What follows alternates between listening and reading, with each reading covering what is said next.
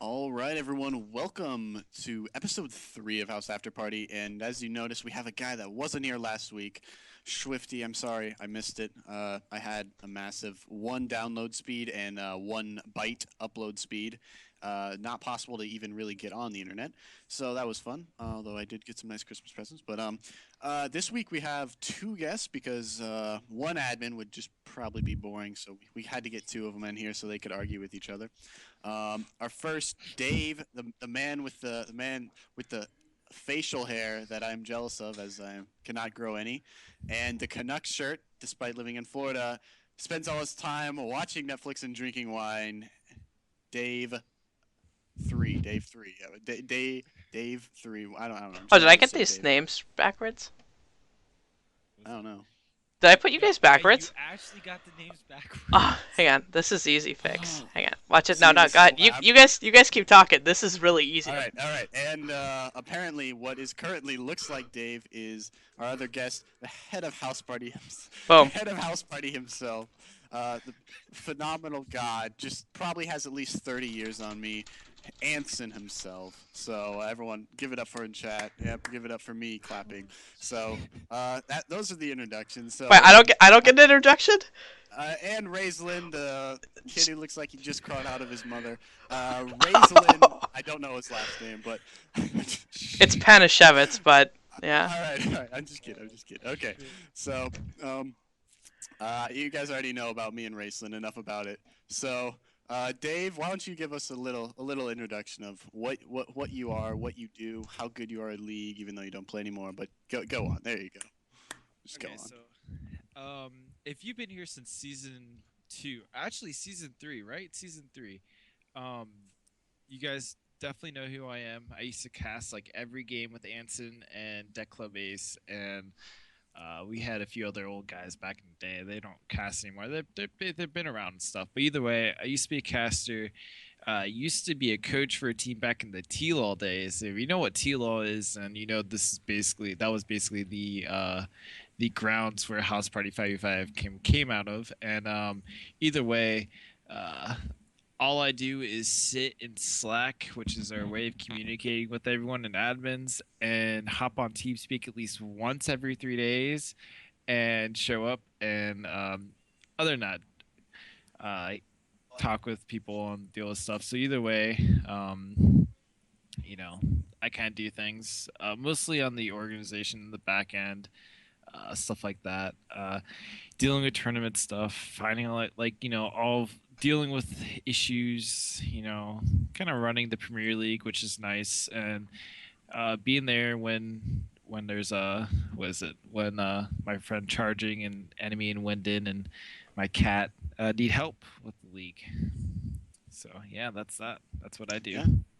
All right. You seem like a pretty interesting person. So, Anson, let's hear about you. What are you? Who do you come from? What do you do? Who do I come from? I don't know if Well, I want to maybe know that. I actually don't really care. That's not Sa- really relevant Satan? stuff. What? I am Tywin, son of Tytos. No. Okay, so what exactly do I do? Well, as far as what Dave talked about, that's a lot of what the admins do. Making ourselves available as much as we can, trying to answer questions. We get, poke after poke every day on TeamSpeak, messages on Reddit, on League, ads, requests. Hey, can I ask you a question? That's everybody's favorite question because they want live support. They don't want to leave a message and have somebody get back to them. Um, but it's a challenge just managing all the questions and replying with answers. And some of them, they require really detailed thought because somebody's asking a question about, maybe something that we haven't thought about before, and you have to sit here and go over it. So yeah, managing the organization through the different departments. I don't know if you know about how our organizational structure works, but we have it very compartmentalized. So all of your media and production kind of falls under one area, and then all of your solo league administrators and stuff fall under one area. So it's quite a lot. Yeah, I mean, I do think. I mean, I just cast sometimes and do some in houses, but it's a lot of work for me. Or not really, but it's some work for me. So I Fucking- can only imagine how much work it is for you guys. And again, like I'm sure all of you watching know, but these guys don't get paid anything, and they probably. I mean, I don't know how websites and TeamSpeak works, but they probably lose money on those. So you guys should all be happy that we got these two great guys that pockets there or bring stuff out of their own pocket to pay for us to have some fun with non-toxic people, or most people are non-toxic. But anyway, so before we get on to that, I think it's important to point out that Schwifty said, like, I have a lot of work to do. His 18-year-old life of not paying rent or utilities, right, guys? So I don't know how old you two are, but I haven't lived at home for a while, so. You don't want to ask Anson that question. Last time I asked that, I was shocked. No, I'm joking. Anson, how old are you? 30? 12. I am older than everybody in House Party that I know of. Okay. All right. And I if you guess- guys don't know, I do want to give a shout out. If you guys don't know, but Jarrett, who's Anson's brother, actually helps pays for majority of what the TeamSpeak is, Yeah, I see and him on helps out a TeamSpeak. lot there. Like if you guys see Jarrett, I mean, don't poke him, don't do anything like out of the don't annoy him. Just be thankful what he does. Okay, I said it anyways. I knew as soon as I said it. Yep, you made a mistake. Just thank him. If you really want to, you can thank him, and I'm pretty sure he'll appreciate it anyways. But yeah, so if you guys really want to thank someone for helping out the community, Yeah, and managing By a lot far of the things, league's largest donor. Jarrett is definitely the one you want to go to. All right. So And I'm I guess 21 that's some since you pretty had to good ask. internet. I'm older than Really? you, Dave. You're older than me. Yeah. You look like you're 12. I'm gonna be 24 in January, Dave. Holy moly! Yeah. Do you still get carded? Probably. I get carded at rated R movies still. Oh man. Uh, Oh. I didn't get carded like 2 years ago at our movies. I All don't right. get All right. carded when I go Okay. to the bar. What? That's depressing. Okay. Enough with the Raistlin Burn show. Let's move on to some relevant things. So you mentioned the Terracotta League. I wasn't around then. I'm pretty sure a lot of people in chat or watching or anyone here except for you two were around then. What was it? Were you guys involved in Terracotta League? can you guys Were give you, us? like, Can you guys give us like the history of Terracotta League, what Yeah, it was, go and through then that. what happened to it, and what led to? Yeah, House Why Party? did it fall apart, and why did House Party rise from the ashes? And we of want Terracotta? the juicy stuff, not like the I'm gonna try to be nice to this person. So Okay. So- I'll start Anson because I was like coaching a team, so I had a little bit different perspective. Because Anson did like streaming and casting. That was mostly what you did, right, Anson? Like I Right. think you helped out a little bit. We actually weren't part of staff at all with how Not the T-Ball. Like, administration at all. yeah, that was actually all charging Corn, and there was like 2 or 3 other people, I believe, or there were 2 or 3 other people, but they were really helping. I was mostly charging Corn. So okay, so let me break it down for you. I was the coach of 2 teams called Illuminati Black and White. They were both platinum teams. The biggest difference between T-Law and House Party this season and last season was that there was rank restrictions. That was like a huge problem, right? Oh like my god, rank restrictions. so never- so what happened, like literally there was divisions and you had that point system and everything, and it was crazy, right? Like it was a really hard structure to follow. Like what season was there this were so around? many teams. Like This was league season. actually a year ago. Like a Okay. year ago, like today, basically, T-Law died. Right? Like it's been a year since T-Law died. And Rip, everyone pay Maybe a respects year in and a chat. month. I think. yeah, I would say around a year and a month. Because Yeah, it was in November, House I Party think, 5v5 officially. anniversary is January 1st, by the way, if anyone wants to know. So, anyways, so it was so the way it all worked was we had 2 teams. There was different divisions. It was a really nice structure, and I think it was really nice to watch and like see how it could have worked out. And it was like a really good way to like, if I could simulate everything without any games being played, it would have been a really nice system. But the fact Right. is, No that, like, games you played throw in- in the human, yeah, you throw in the human factor into this like whole like perfect system, and it just like flattened and died, right? Like that's basically how it went. And I mean, there's actually a lot of people around today that were part of T-Lo, like the Dev who's been there since the start, Comma Flare. We don't talk Aftercop. about Dev. Just I'm gonna time him out in chat right Okay, now. no Dev. Yeah, All right. yeah. All right. So and then you got Prez who's there, Mycroft.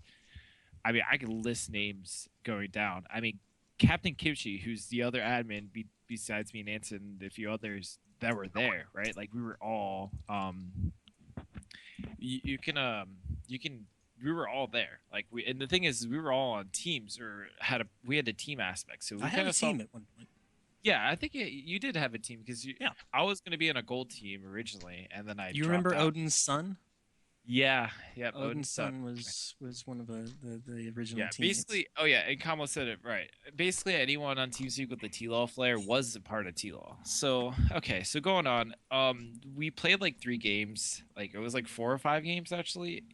I can say the Plat and Diamond division was probably the more successful one because it was the players actually want to stay around as a team. The silver one, I Right. think, fell apart almost immediately. The gold one was like kind of there, like struggling. It was like the little train that could up the hill and just like went right back down, and like it was pretty awful. And Far more no Diamond- shows than games played. yeah, basically that was a lot of the golden. So like minor league this season. No, actually, it was No, worse. no. Minor league. Really? This season, minor league was not as bad as like We played way more than season 50% one of the house party. games this Like season. yeah, there was Wow, actually alright. not that I'm many. impressed. It was almost every game was a no show, right? And it wasn't like a no show where the team was like, okay, we're just gonna FF. It was just the team just no one knew where they were, right? Like that's kind of how it was. Mhm. It was a mess, and Charging and Kettle did so much to like make sure it worked. Like they had a system implemented to schedule games with other teams, like saying, okay, this is our availability for this week, and it was a mess. That's why we have a fixed schedule where literally if like you play at this time and that's it, right? Like that's kind of how we do for Premier League, and we can get around that sometimes, but it's a very, very, very, very small times that we allow that. So it was a very that was kind of one of our big factors of the fixed schedule is that we just didn't want to deal with having to sit there and like go to each captain and be like, okay, what times can you play and all that. So that was another big reason why we didn't like that. And it was nice, but just it died really quickly. There was a lot of teams. The EU version was doing well, and then just kind of like died as well. Like, I honestly don't know what happened with T-Law because it just kind of dissipated out of nowhere, and that's kind of what happened. I just don't remember that, right? Like, that's just how it was, and it died. And Anson Jarrett, I guess, made a video for House Party 55, and that started. And so you can go ahead and talk about your side, but that's basically how it started from my side. It had a great system in place, but you threw in the human factor into it and it just died. So that's kind of what happened with that. So Schwifty, you want to know why it died? Yeah, Why what- it went away? Well, Yeah. I mean, I guess Dave kind of gave us a good rundown. Like no one showed up and guess, but was there like a specific thing like the people just said, "Screw it, I'm just gonna stop doing this," and then you guys just Yeah. took over the reins, or what? That happened. The admin started to drop out. There was a main admin that was he was running like a whole bunch of the spreadsheets that ended up quitting, and that basically signaled the end of it. Just now I remember without that. somebody to coordinate everything, it just kind of, and it was too much for so few people to coordinate. You know, I think there were 5 or 6, maybe at most. And you're talking about they had like 1,000, 1,500 signups, and all of these people they're trying to organize through these spreadsheets and get them all playing games and entered in their own little leagues. And that's not to say of any problems like that normally arise when you segregate players by rank. You got accusations of people smurfing and account sharing that you have to look into. And that's all that aside, just the amount of coordination that you have to put together something like that, to schedule these games with these captains and everything and get these things going. It's just it was too much for those guys to handle. And that's why when I started House Party, I said we're going to cap our number of signups at what was it, 50? 40, right? 40. 'Cause we had 8 teams originally, I think, right? Yeah, we had 8 teams originally. Yeah. So we're going to cap our signups at 40. That's it. No other people are going to be allowed in, and we're going to start small because I was the only one streaming. I was the only one casting.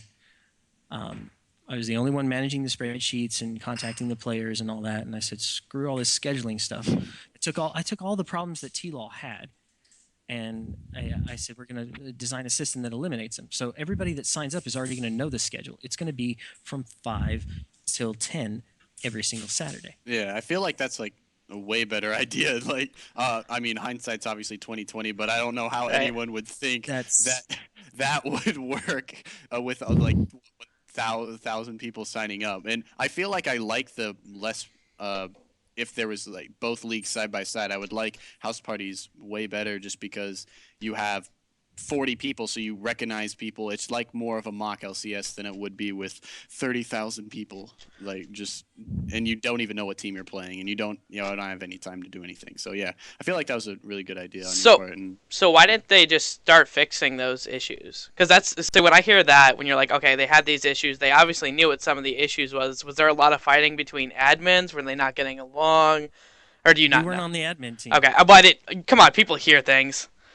Okay, No, so- I No? heard of no Yeah, fights. we No. honestly don't know. Actually, can- I think I talked to Kettle about like 2 months ago when we actually released our rulebook, because believe it or not, T-Law had such a detailed rulebook. I was like, hey Kettle, can I steal this from you and use it for house party? And he's like, dude, go ahead, I will help you set it up. I will go through with it and like fix the spreadsheet and everything, just because he like understood what we were doing. He actually appreciated it. So he was like, okay, I'll help you guys out, right? Like that's kind of that's kind of like what happened. And he told me it was just kind of like a falling out with the staff, I believe is what happened. I mean, that's the majority of what I know. And I mean, you could ask Charging. I don't know if he wants to tell you, but Charging was like the lead head. I really think it was more of like he was just like, I don't want to deal with the time for this, and just he's like, all right, I can't do this by myself. Huge time investment. Yeah, yeah, like I wouldn't season- want to deal with that either, man. yeah, season 3 when we got a lot of people in, like I actually like quit my last job, and not for house party. It was just Oh, I was gonna say, man, that's some Quit my job. dedication. And I spent like you can ask Anson, like I was Oh, spending. we lost like, Anson. I There we don't go. know. Oh, We're no. good. No, we're good. We're good. He's coming back. All right. But like I quit my last job, and I spent like maybe 20, 30, 40 hours a week just working on the league, making sure everything was right, like everything was working correctly. Like that was just kind of what I was doing a lot of the time. And I can tell you, like I know Charging, he was in school full time, so like I think that was around finals time is when the league died. So he just didn't have the time, and that's kind of what happened. So You got to it kinda- put yourself in the mindset of these guys. When they posted this link, they didn't expect to get 1,500 signups. They weren't expecting to design a system around that many people. And Dave and I know firsthand how it can feel making a little rink-a-dink post, and just all of a sudden it takes off out of nowhere. Yeah, You got I was one of the people all that these came on people with that. So just thank like you. beating on your door, let me in. I want to play Winter Games. And it's a great feeling. It really is when you make these posts and you're refreshing, and every time you refresh, the upvotes are just going up and up, and there's new posts on and there's new blood in the team speak, and things are maxing out. We're having to pick up the phone, call Jarrett, get in here. We got to up the viewer number or the TeamSpeak number and everything. It's really exciting. But after all that excitement wears off, you're saddled with the reality of your situation. You've got a lot of people here, and they expect something from you. They expect a gaming experience, and you've got to deliver it to them. They're all looking to you, and that kind of responsibility can weigh on a person when you've got 1,500 people looking to you. That's hard, man. And I can tell I do not have an inside view. I have not talked to anybody on the staff as to what happened, any drama or anything, but just looking from the outside in, I can see how it went from glory to, oh my gosh, what are we going to do with all this? They're just buried under the weight of it, But hindsight's 2020, exactly like you said. I developed my system by looking at all the problems T-Law had and fixing them. So it's is my system better? Well, it's version 2.0, so it's going to be better by necessity. It's just how much better could I make it, and that was the whole challenge in getting the thing started. All right, well, that's fair enough, and I feel like that's just a great idea. I mean, yeah, hindsight is 2020, but you basically made a more perfect version. And I mean, House Party's not perfect, and I feel like controversially we're gonna talk about that later. But there's just that everything about it's just much better from what I hear. So why did you want to create your own? Like when you were part of Terracotta League, and you're like, oh man, this looks like so much work, and then you just wanted to I want to be the one that does all this work. And what was it? Did you just do it for fun, or did you do it because you wanted to uh, work and get experience in managing a bunch of people? I don't know. I no, I didn't want to get experience managing a bunch of people. I, I've I've been there, done that. Um, I only do it now through House Party, but I used to do it for a living. I managed quite a few, large number of people, supervisors included, and that's kind of where it started for me, getting all that experience in managing an organization. And then I decided I want to create my own, of course. But this happened way before T-Law. My actual idea for House Party started way back in the day when I was listening to this League of Legends podcast, and they had streamed shoutcasted games once a week, right? And I loved playing in these games, and so I said, hey, I can stream in shoutcast maybe, and I started up my own thing, and my internet wasn't all that great, and the stream quality I can wasn't see that good, that right now. and I was the only one, that was doing the shoutcasting, but it was a little something, and I called myself House Party 5v5 because I wasn't affiliated with the shoutcasters that were officially part of the podcast, so I had to create kind of like my own name and only stream when they weren't casting. And sometimes they would come on and I was casting and I'd have to turn my stream off, and I was like, this really kind of stinks. What if I made my own league? And then the T-Law thing popped up, and I was like, I can just get in with these guys. They seem like, what I'm thinking about. And so I went with them, and then when that died, I said, yeah, it's probably about time to get things going on my own. I just moved. I went from like a 5 megabit download and a 1-up to a 55, and that was just, it seemed like a perfect time. I had gotten rid of my old job, which was shift work. It was unreliable. It was 4 days on, 4 days off. So I could be working a Saturday, I could not be working a Saturday. I had moved to a new job. It was 8 to 5. I had Saturdays off every single week. I said, you know what? I can commit to being there every single Saturday. I can do that. From this time to that time, it's only 5 hours a week. A little bit of administrative work in between. It all just sort of lined up. And I said, you know what? I can do this. So, and there was a core group, I want to say, of about 40 to 50 of us that stuck around after T-Law died, posting on the subreddit, still playing in-house games together. From probably, I want to say, North America side, probably 700-800 people. It went down to 40 or 50 of us that were really dedicated, and boom, there I've got it. Now I don't just have my idea, I've got my user base, and they all know me, and I'll make a post. So I made a post, and it caught on. So obviously, did you ever imagine it getting as big as it is now? Like, was that a goal? Because, I've done business work, I've owned my own business and stuff like that. You normally set goals when you do that kind of stuff? Or was this just something kind of like fly of the moment? Hey, this is something I want. I'm going to see what happens and see what the response is, and then I'm going to go from there. Or was it something you were like, you know what? I know that this can be really big, and I'm going to work my ass off to make it really big. At the beginning, I said, this has potential. We're doing something here that you can't get in a lot of places. And I guess I sort of, again, going back to that podcast with the 1 day a week, I recognized it then. I was like, this idea has potential. I really love playing in these games, and then going back and watching the replays and the shoutcasters talking about me. I remember one game I had where I was blitzcrank, and I was just landing them left and right. It was the greatest feeling in the world. Then going back and watching the podcast, and they were talking about me being mayor of Hook City, and I was just like, this is such a great feeling. Why aren't more people providing this experience out there? And it made me think this could be big. This idea could be big. And yeah, I've worked with it from the beginning to every single step to try to make it even bigger. My goal is to make House Party 5v5 the place you go to watch the contenders that are going to be in next year's LCS promotional tournament.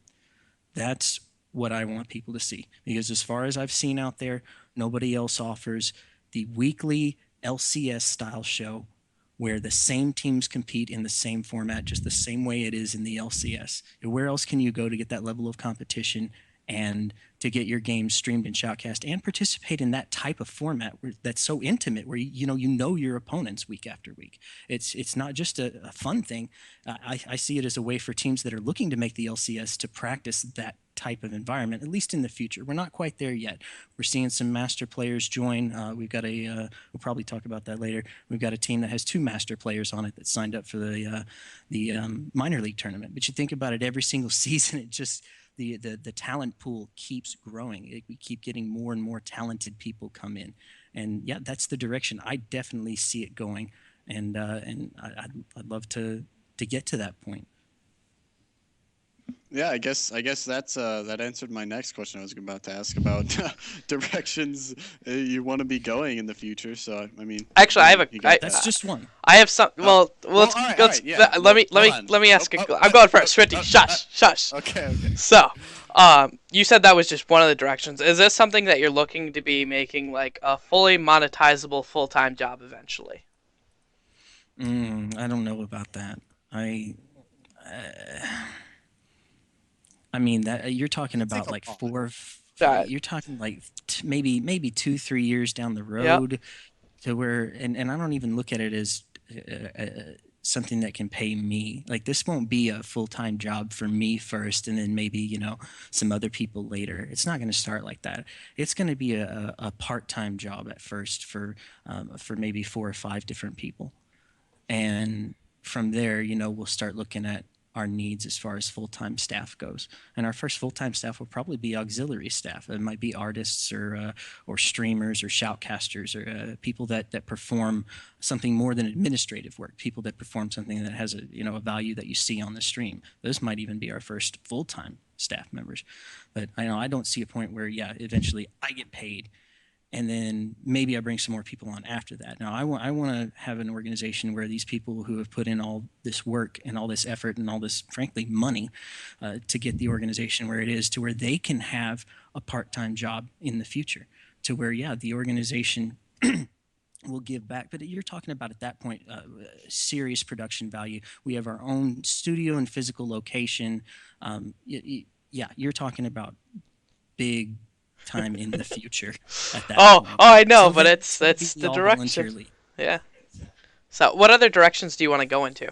Because you mentioned a little bit of like this is I want this to be the preview of the LCS, because I know that the challenger scene is kind of like, man, you see some stuff, but normally it's just like towards the end of it, and they have some stream stuff, but sometimes it conflicts, and you want this to be before LCS. So what other directions are you thinking about taking this in? Well, I think that's the big one in terms of large scale production, and Schwifty's over here reading chat, so I can't tell if he's his facial expressions are regard what I'm saying or. Well, I'm or listening. Chat. I'm listening. But my brother is commandeering a spam army to infiltrate our chat, so I'm trying to bam all his accounts. You have the look of a man who's seeing something and going, "This guy's full of shit." Yeah. All right. Go on with your direction. That's why I asked the serious questions. So that's the direction I want to take the league in terms of our big main production, but House Party 5v5 should be for everybody. And the biggest thing, the thing that I want to focus on a lot upcoming is the solo league. I feel like that's where the heart of the league is at. Most people that like House Party, that like playing here, that hang out, that talk about the teams, that watch the stream, those people, most of them don't have a team. They're on the solo league, or they're just fans, or whatever. Those folks are putting together a team for next season. Or the solo league is the part that anybody can come in and say, "Hey, wait, what's this over here? It's House Party. Come on, let me show you." And you can just drag somebody by the arm and bring them in and show them what House Party is. Whereas the Premier Leagues and stuff like that, it's like, well, it's a little complicated. It's a long road, but maybe if you work really hard, you can get there someday. That doesn't have that much appeal, that's something you sort of want to hear after you play in the solo league games for a long while. They're like, hey, they have these big tournaments on Saturdays and Sundays. You've been doing pretty good. You might think about that. That's why the solo league's so important to me. And after that, the junior league. I want to get the junior league up and running. That Yeah, is I feel our like next that's a expansion. That's a nice thing we want to do. It's just it's like we have the people for the minor league and Premier League, and trust me, we've perfected a lot of things over the last month and a half. Ever since Charging Enemy and Wyndon have joined staff, and we've finally built a team. Significant where like improvement. it Yes. literally went from like a good, decent amateur tournament to like, okay, we're getting to the point where we're really discussing things, we're really deciding on things, and really like actually have like a full panel of people to really like trust like stuff with, right? And that's kind of how the Premier League and minor league are going. We're like, all right, perfect, let's get this junior league going, and we're just kind of like stuck with like not really having the extra time to handle it. And we're trying to find like, and honestly, like this is the perfect time if you really want to help out with the junior league. That does not mean you can play in it. Like that's one thing we really want to stress. Right. You cannot play in the junior league if you're a part of this. And actually, if you're part of it, you probably can't even play in the Premier League or minor league just because of like having a different decision factor. We might, like I said, really depends. But like I said, it's something we really need to start finding, like situating and sitting down with, and like starting doing stuff. And Anson's right. We really want to try and go forth and do a lot different outside tournaments besides just the Premier League, minor league, and then we also want to have like Soul League running all week, right? And then on top of that, my thing that I'm probably gonna be building within the next, probably by summertime, I'm gonna probably have ready is like a challenger tournament, which is gonna be like an invitational thing. Which, like I said, this is like down the road, and we're gonna be working on it slowly, and that's something that's way in the future. But that's another thing we want to do. Like we want to have like our own tournament outside LCS that's meant for challenger players only. I doubt it would come to effect, but you never know. But we really want to, and it would be something that doesn't take over Premier League or minor league. It would be something completely different. Just like how there's Soul League here, there's Premier League and minor league over here, and then like the junior league is here. So we're just kind of like everything is there, but it's nothing really takes over. For new people coming in here, can you explain what the junior league is? well, Okay, I mean, yeah, they can say it, yeah. Basically the junior league is like a golden below type thing, where we're gonna kind of sit down. That's why we really want to try to like sit down and really perfect the rule set going into it, is because we really want to be able to like catch smurfs and like have a way to where people don't want to come in smurfing, right? Like that's kind of how we want to build into it. We kind of want to have something that's more built around players that are not platinum and diamond, right? Because if you look at Premier League and minor league, and it's mostly diamond and plat, and there's few golds there, but we want to have it more based around the lower gold players. On top of that, we want to have it where it's a sister team involvement with the Premier League too. That's another thing. So you can like adopt. Right. Yeah, I see No, that. you're And I forced feel to like adopt. I It's feel forced like to that would be it's a great thing if you guys can get it working well, just because a lot of my friends, I'm like, hey, house party's pretty awesome, come play with us, and a couple of them are watching a chat right now, and then they come play in houses and they're like, oh, this is fun. I heard there's like a league. I'm like, oh, well, I mean, there is one, but you probably won't get on a team when you're silver. I'm just saying. Then they all like look at me and they're like, oh, okay, well, and I'm like, you can come watch me though. Okay, I need to side rant there because I got into an argument with someone over this because they're like, yeah, I want this team to pick me up, and I was like, why would they pick you up?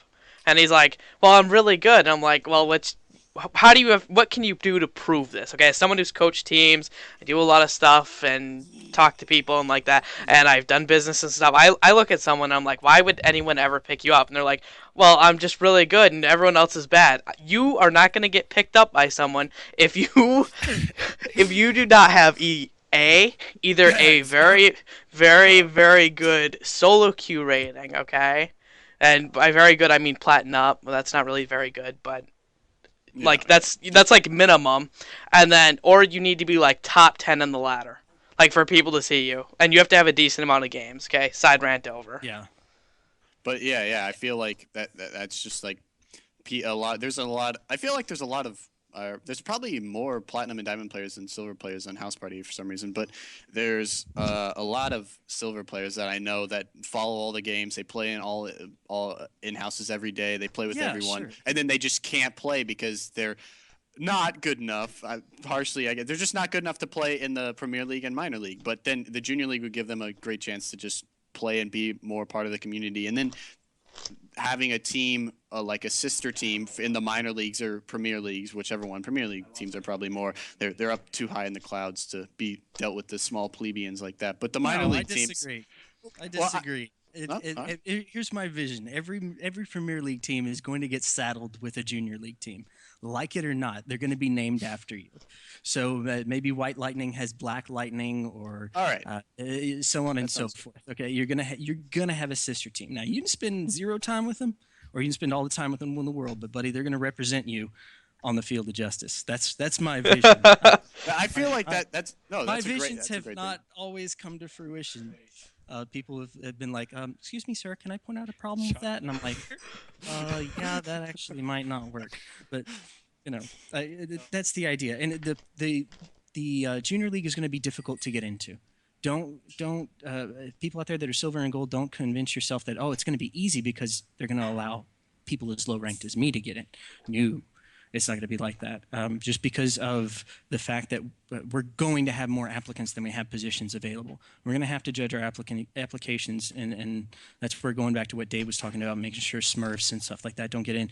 We're going to have to judge all of our applications very heavily. We're going to have to comb through them and judge them on their quality.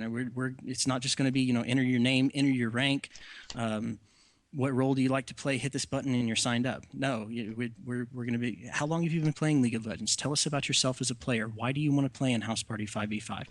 We want to attract quality players that can make the time commitment, that are focused on improving, that that have a desire for increasing their mechanical skill and working at the game. We want to get a good quality group of players together. So. Yes, if you're gold and silver, bronze, whatever, do we want you? Absolutely. Does that mean you're going to be guaranteed a spot just because it's gold and below? Not quite at all. Competition for this is going to be just as fierce as competition for a minor league team would be. So do you think there would be a like there is to get in the minor league? Do you think, or at least for the first season, there would be a Swiss tournament to get into there? Because I feel like I mean I don't know. I don't know. Or would it be signups and then you just cut off at the say first 40 or the first 40 people and then you put in like people that have been in House Party for like 4 years or not 4 years, No. but like 4 seasons? Or would there be a tournament to get into the minor or junior league? The junior league is not going to be skill based. Just because of the fact that we're putting a cap in there means that it's not going to, your skill's not going to qualify you to play. Yeah, In fact, if you're too skilled, it disqualifies you. So it's turning around and saying, well, if you're skilled enough, also it qualifies you. Those two kind of don't really work well together. So we're going to try to get a diverse pool of players. It depends on how many people sign up, obviously. But I'd like to get a good mix of gold and silver players in there. We'll see how many bronze people sign up. Bronze is, even like in our first season, we only had, I think, 3 or 4 bronze players. We didn't even have enough for every single team to have 1 bronze on them. But yeah, if that's a possibility, I'm looking at my pool of applicants right here, and I have, let's say we want to go with 8 teams. And I have 8 bronze players that are really quality players. Not in terms of skill, obviously they're bronze, but It's like non-toxic, they work they're together. not toxic. They're new. I can go over their match history and see their games, and I can tell they're new at the game and that they're trying these different champions. And their questions were really smart and well written. I liked their answer about how well they could be able to make the time commitment. Boom! I've got 8 bronze players. I can assign 1 per team. That's easy. It all depends on the applications, but I expect a good number of silver and gold, and we're going to have to pick quality applications from that pool and try to spread out the ranks as much as possible when we form these teams. And there might be the next Mycroft where he climbs from silver 2 to plat 5 within a week, basically. I think it was like a month. We have had those cases where silver players have come in and gotten played in the solo league, or in Mycroft's case, Premier League, back when it was just league, and have climbed up from silver to gold, platinum, and now look at Mycroft. I mean, dude's played like every single season of House Party in Premier League. So it Played started in off as a every silver single player. season. Yeah, I played in every single season. Started silver season one, was silver from season one until season four. This season, yeah, this season, and then ended up platinum at the end of the season. And I mean, that's a good climb, and like that really shows that he was skilled, and like the fact that he played every game, and he was.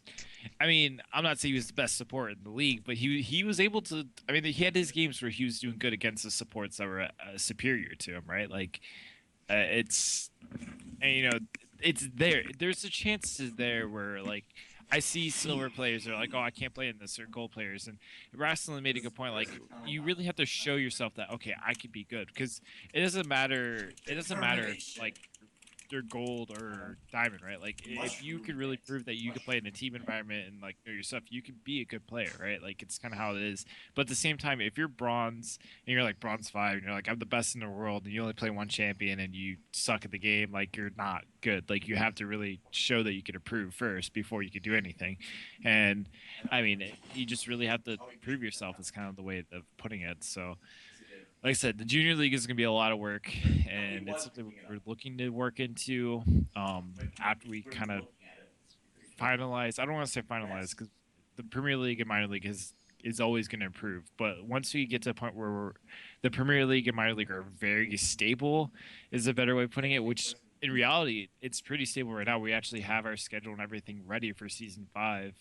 Basically, everything is ready for season 5 except for one thing in rosters, and that's literally the only thing we have left besides the stream and stuff. Which, if you look at basically the stream and stuff is kind of different from our actual like tournament side, but they kind of mesh together to put it to show our viewer base. But if you look at our actual tournament side being like our schedule, our rosters, and then like our playoffs and everything, all that's done. It's there. All we need is the rosters and then confirm 10th place team or 10th team, which is between Beetle Bandits and Soul 7, which we're waiting to get played. But it's there. So that kind of shows that we're a lot of things stabilizing compared to before. So Okay, so before we get onto the hot topic stuff that we're gonna be asking you guys about, yeah, don't think we were gonna just go all easy on you, you guys. That wouldn't be fun. Let's say someone wants to become a mod or get working with you guys. What do they have to do to get involved, to volunteer towards the community? Good question. I used to say just send us a message on Reddit and let us know, Yeah, but what's, you can't your just do that talent now, though. it'll get lost in the wash, to tell you the truth, man. There's a lot of people that we receive messages from all the time. We received a message from a guy I think a few weeks ago, seemed really promising. It was going to be doing some work for us, and I just haven't heard back from him at all. If you want to do something for us, do something for us. You don't need our permission. This league is built by volunteers. It's built by people who want to make a difference. There was a post on the subreddit. Some guy took all of the signups in the looking for team thread and put them on a spreadsheet where people could easily sort through them and read all the ranks and all the contact information and everything. And that's exactly what I'm talking about. Stuff like that right there. If you're the type of person that constantly does that, then yeah, we've got a position for you here. We're going to ask you. You won't even have to ask us. But yeah, get involved in the community. That's the biggest thing, is to get involved in the community in some way. If you want to make hype videos for us, make a hype video. You don't need our permission. Make a hype video and post it on YouTube. You get some attention. It's we're looking for people that people that come and post these ideas on the subreddit. They're not really ideas. They're just kind of pie in the sky wishes. Like, I wish there was some way that we could all easily sign up for an in-house. But again, we've got, for every 1,000 ideas we only have the staff to put one into practice. And especially when it comes to website features, we don't have anybody on staff that isn't paid right now. They're not really on staff. They're contractors. I have contractors that do programming for us, and that's how we get by. We shell out. We give them money to program for us. if we had a programmer on staff, a lot of these things would be easier. Yeah, like when he was telling you just do something. When I joined House Party, I just was like, "Yeah, this is pretty cool." And I obviously was too late to play in any leagues because it was midway through the season. So I just played in the min houses, watched the Premier League, and then I saw Wumple was doing the Premier League my power rankings and stuff every week, and I liked reading those because I didn't know the teams very well. So then I just started doing them for the minor leagues, and everyone enjoyed them. And then one day, me and Raistlin just chilling in TeamSpeak, and he's like, "Man, why isn't there a summoning insight for House Party?" And then a couple of people were like, "Oh, well, there was one, but it was really bad." So, so me and him just sat down. We don't talk about that, okay? Me and him just kind of sat down and did some outlining and stuff. And he I will give him credit. He does most of all the technical work and keeps me on track, so to speak. But we just sit down and did this. We didn't ask the admins, "Hey, is it all right if we do a talk show? I mean, I don't want to infringe on anything." So we just did it, and everyone seemed to like it. And we got some viewers here that are liking it. So I won't lie. You were talking about your goals, Anson, and that was actually one of the things that someone was like, "Hey, why don't you do it on the House Party stream?" And I was like, I'd really like to, and I will give you guys all the credit that I can, but I have goals that are much bigger than this, and I want this to be a big thing. And so, yeah, Schwifty's shaking his head, but I was like, you know what? If for some reason, because I think House Party has a lot of potential, it's gonna explode, then I want to ride the back train of that. I want to be the one who's been there, and so. Raistlin, yeah, I was like, I mean, come on, we could just put it here. And then he lays out these things. I'm like, all right, that's a good idea. All right, we better do this. We'll still do their name and stuff like that. But yeah, we just do this for you guys, and we're not paid for anything. We're not getting in trouble for doing it, obviously. So we're just doing it. So if someone has a good idea, hey, why isn't there this for House Party? Just go out and do it. Find someone that can do it. You don't have to pay anyone like Anson and Dave are doing, since they're up there. They got those responsibilities as the admins here. But if you're just a player and you want to do something, find someone that can do it and do it with you. I mean, just do it. Nike. Just even if you don't know how to do it. I didn't know how to stream before I took this up.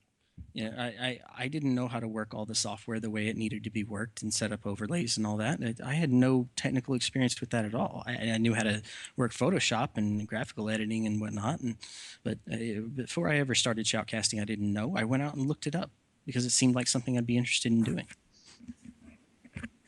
So yeah, if you're out there and you want to do something, go out there and do it. If you don't know how to do it, look it up. There are guides. YouTube's your friend.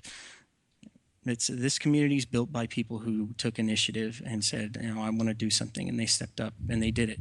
And a lot of those people, they just started off doing their own gig, and now some of them are staff, and some of them are the people who make the big decisions around here. And it's just because they said, "Let me cast a game. Let me help you out with these spreadsheets." All right, I like so how you're literally pointing that right at me, because literally how.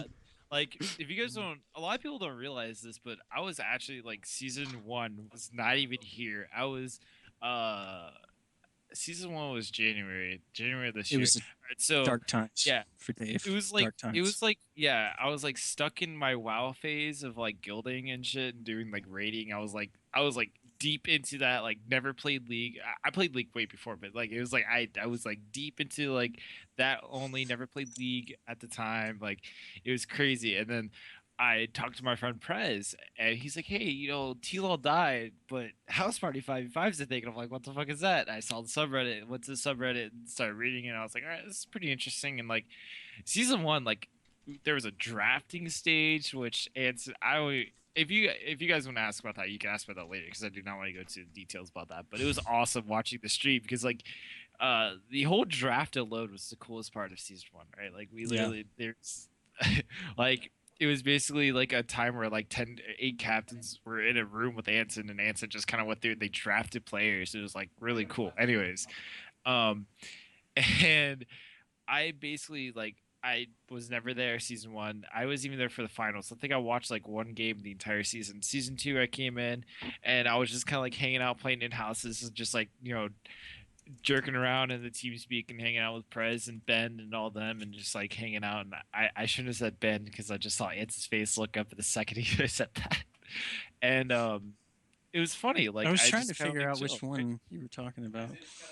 Yeah. I was like, oh yeah, Yeah. Anyways, and I was like, "Hey, Anson, I want to cast this game." And I had a shitty mic back then. I actually have a brand new, nice little mic that I kind of like helped paid for and like house party paid for back in the day, and started casting games, and it was awesome. Like it was great. It was me and Anson casting games, and then I was like, "Hey, Anson, I think we should do this. I think you should do this for the league." And I was like, "Hey, I used to do tournaments back in the day for game battles and Major League Gaming and tournament stuff." And I was like, I worked with Curse Gaming for a while with their social media and their tournaments and stuff like that. And I was like, "Hey, dude, this would be work really well. You should implement this. You should implement this." And then he's like, "All right, hey, do you want to just like help me do all this stuff?" And I was like, "Yeah." That's how I joined staff. And yeah, it was it was like that's literally how it came about. Like if you have suggestions and they're legitimate suggestions and they can actually help out the stream and stuff like that, like you need to just come forth and be like, okay, look, hey, I think you should do this, and I think this is a good way, and like, here's a spreadsheet explaining how this can work, or like, how I had to say, like, if you want to make a video, just take the clips we sometimes upload YouTube videos of like our stuff, and we try to as much as we can, and like, you can get Twitch VODs and just make it yourself, right? Like it's just kind of how it is, right? So, I think a lot of the stuff is you just have to do it and show that you want to help out and just really put forth the time over and over again. Like you're not going to get a job sitting at the desk putting in applications online. You're going to get a job by putting in an application and calling and asking and like, hey, showing that you have recommendations, stuff like that. So like that's kind of how it is, and And it bother sucks. us. Yeah, bother us because If Oh honestly, God, you yeah. can we'll do that. reply, hey, this sounds great, dude. Is a squirrel? Yeah, And then like it would, hit us back up. You haven't heard from us in a few days. You're like, hey, so did you give any thought to that? And, oh yeah, I'm glad you contacted us because we were just talking about this. So yeah, we're busy guys. If we don't reply and we owe you a response and we're a few days late, I apologize. But hit us back up. Let us know. Give us a reminder. yeah, I work 40 hours a week now, so I don't have time. Oh God, the I know server Anson's 40 busy hours. a lot too as well. That's fair enough. And all right, so something one of you, Anson, brought up a couple minutes ago before you guys went off on your get to us tangent was Actually, that's about the making. question, but that's okay. Oh, okay. No, all right. Uh, Forgive me, Raistlin. I'm sorry I tread on your sacred grounds. But I'm straight. so what? Something about Anson brought up was about people making you guys, the admins, have to make some difficult decisions, and I feel like a couple of those have been made this season specifically. Although I mean I haven't been around for the last season, so I don't really know about Wumple's classic team rigging, stuff like that. But I was here for this season and the stuff that happened in it with the Premier League, and what do you? Just to start off, is what do you think? I read your post on the subreddit when everything happened, but what do you think the best way to go about these things are? Like, I feel like you guys handled it relatively well, depending on the situations. Which do issue? you Because think? we've already talked about Alright, some of it, and alright. they're a little bit different. Okay, so you so- should probably pick which one you alright. want to talk about first. Let's go with the Timo situation or whatever their team is called now. What do you like? I love the grunt. It just made me laugh. Do you think you handled the situation to the best you could have done, and if not, what do you think you should have done? I guess I'll just flat out say it like that. This one's, I guess, primarily for Anson, I guess, since you are the head honcho here. But Dave, I mean, you can say anything if you if you you value feel your like- job, like I Okay, actually so did let not me- primarily handle the Timo situation. Yeah, so okay, so a lot of what happened with the Timo situation was a lot of my fault, and a lot of we just spent too much time spending on it. And to be honest, like the reason why we spent so much time on it was because one, we really just didn't like. hey, I was for- working full time. for new people here, can you explain the situation just so they know? Okay, so the whole thing is that we had a certain member of the team that wasn't actually on the team. He was like their coach or whatever. Came forth and told us, "Hey, look, we cheated, blah blah blah blah blah." And it came down to like he just kind of like confessed to the whole thing, and we were like, "Okay, we have to handle this. And basically what happened is we banned the team because of account sharing, in a sense, like ringing. Ringing was the official ruling that we have, and it's actually in a rule book. Like, you can't play underneath another person's name or use a player that's not on your roster. That's kind of what happened, or that is what happened. Not that's kind of what happened. That's what happened. So the whole thing is that ringing happened, but it was a really like sketchy situation, and it was really just hard to follow and really manage. And it took a lot of time of us just like sitting there looking at it over and over and over again, and just kind of like figuring, okay, what really happened? Okay, how does this really come about? And it turned into I screwed up a little bit, and I shouldn't have said a few things, and it was more because I was more friends with the person. I was like, hey, look, I really want to understand this, and it just kind of like became a really big problem with that. And I should just left everything to the back end, because the big problem with like a lot of people is that they want to know everything we're doing, and at the same time we're like, okay, we want to give you what we can, but we really, a lot of this stuff should be just behind closed door, period. And that's how we're going to be doing a lot of stuff in the future. Is it's going to be behind closed doors until we have a reasonable response for situations. And it's not to really just step on people's toes and kind of be like, hey, look, how do I Right, put because this? this is a good example of what happens when you don't have all of it behind closed doors until it's Yeah, actually decided, until you have something concrete to present to both sides. This is a good yeah. example of what happens when you don't do that. And that's really what the problem was that we were kind of like, okay, releasing stuff that we shouldn't have, and been like, okay, we're okay, this is what we're looking into. And then we were actually just straight up like not releasing certain stuff. And honestly, a lot of the stuff is like we should be talking to certain people, be like, hey, look, okay, what happened here, okay, that's it. And that just take that information, just keep it to ourselves and talk about it, and spend the time and really look down into what really happened and go on from there. And that's how we're going to be doing stuff in the future. Everything is behind closed doors, and how bad that may look on certain people's eyes, it really should be how a lot of stuff is decided upon. Like, understandably, in the court system now, it's behind with the judge and a jury. But then again, you have certain civil courts, which is a certain one person judge, right? Like, that's kind of how it works. And let's just say we are that one person judge. You put your case forward, and that's it. Like, there's nothing else more to it. And then, as bad as it sounds, that's just how it is on the internet. It's a tournament, right? Like, if you cheat, we're gonna find out. We're gonna catch you. We're gonna find the evidence. That's why it's gonna be behind closed doors, is so we can find evidence and make sure it's accurate, and then we can go forward with the banning. And if you come forth with stuff afterwards and we find out wrong, okay, we might fix it. But if you can't find anything that's suitable to fix the problem, then oh well, right? Like, we have the evidence here to do it, right? Like, that's kind of how it worked. But Yeah, But none of and us like doing this. None of us yeah, right. like. It Yeah. sucks. Anytime we get a message in our inbox that could indicate, hey, there might be some wrongdoing over here. Anytime we stumble upon something, there's this feeling in the pit of your stomach, like, man. Oh, is that the oh again? fuck feeling? I So don't like we're like, oh fuck. deal with this. Like It just now apricots. seemed like we were getting past the drama from the last one. Come Yeah, like on.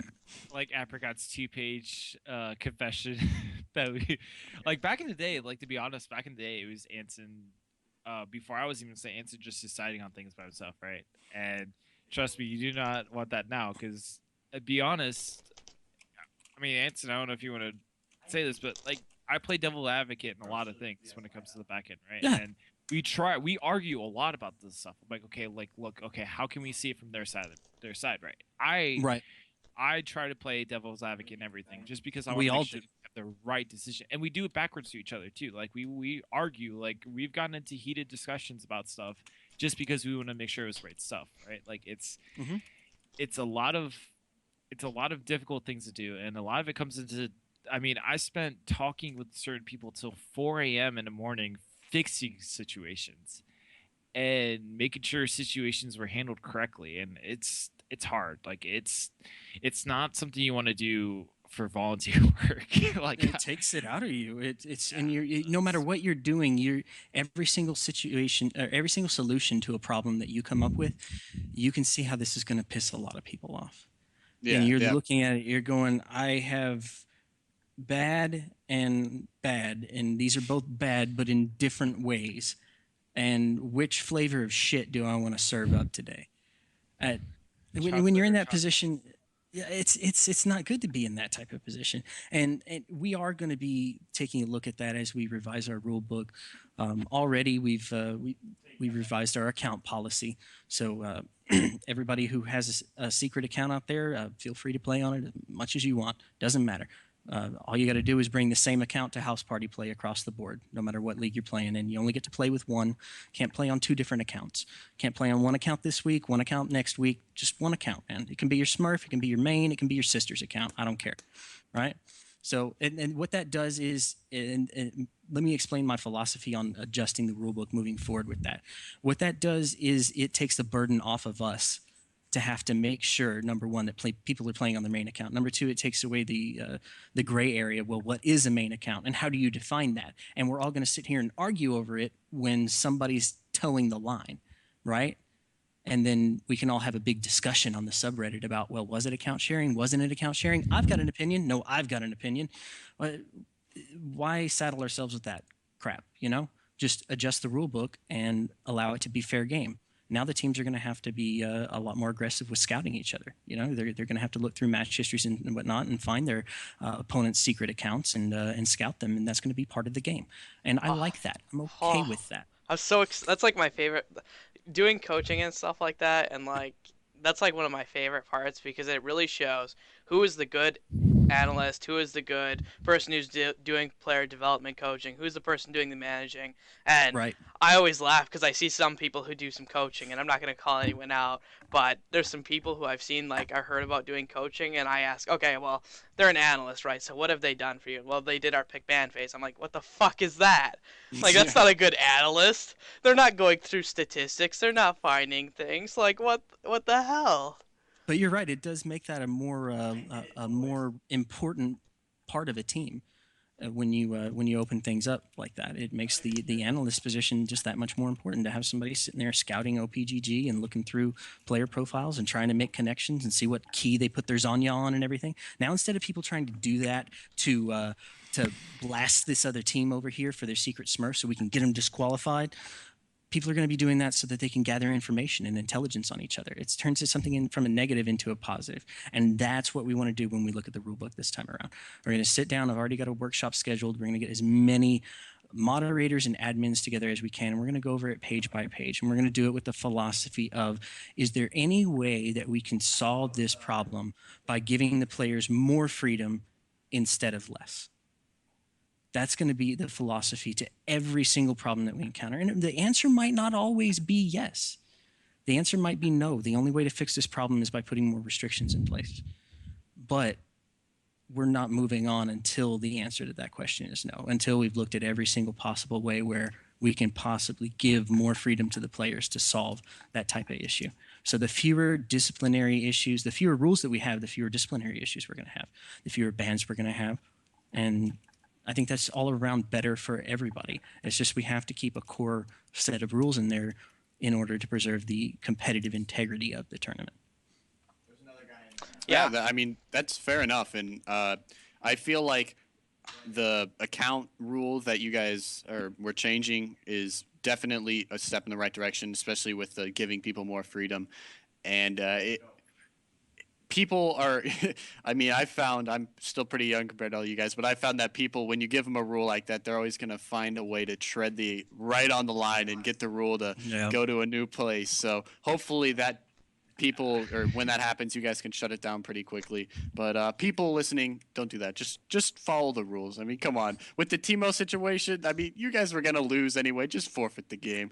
Just don't it's you know what? I'm not even going to go on this rant, but it's a tournament that's for the prize is good. I mean, you should be happy that there's even a prize for first place. And when it just frustrates me when people do that stuff like that. So anyway, I guess that's pretty good with that. All right, Dave, go ahead. I got one last thing about the whole Timo situation. So I'm going to give something that I shouldn't really be saying. Oh God, yes. Okay, listen. The whole situation with Timo, I am being 100% serious here. If the captain came forth, or even one of the players that I knew really well that I leaked information to, came forth the day of the game, hey, look, we're gonna be a few minutes late. Is it okay if the other team waits? And I think they were facing Vanquish. I'm pretty sure Vanquish would have waited like an extra minute or two, right? Like to let him get on his account and play, right? Like that's kind of what the whole problem was.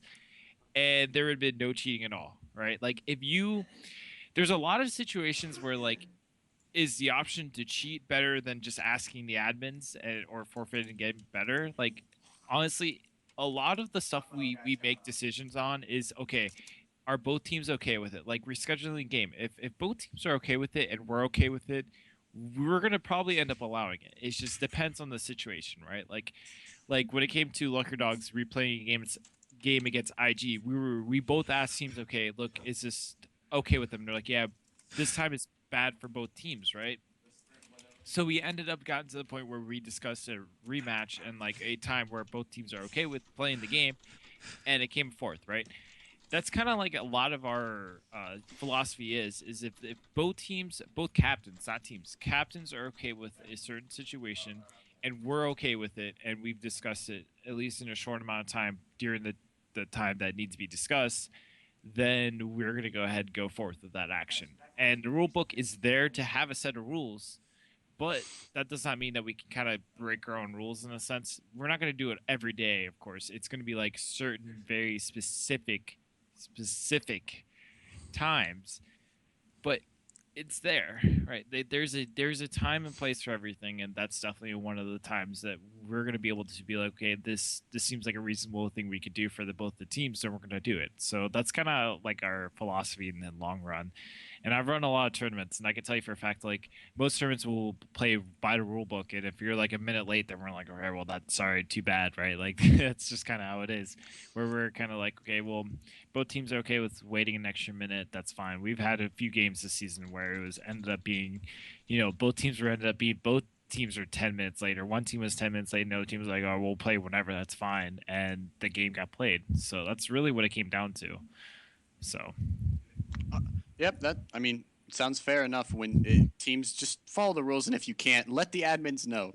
That's basically what Dave is trying to do here. So that's really what it is. Yeah, I feel like we've covered a lot of things here, but a lot of people in chat are kind of spamming questions here that I have to keep ignoring or saying save till the end for our super in-depth Q&A question. And so I don't know how much time we want to spend on answering a bunch of all these questions about specific rule infractions, which is and weird scenarios that are never going to happen. But chat, if you guys want to, anyone here that has a question, just direct it to the House Party channel with the @thing or Heim Schwifty or someone, and they'll see. So type it out, and I guess me, Dave, Anthson, or Raistlin can answer them if we're knowledgeable on the subject, even though probably Anthony and Dave will be more so than I am.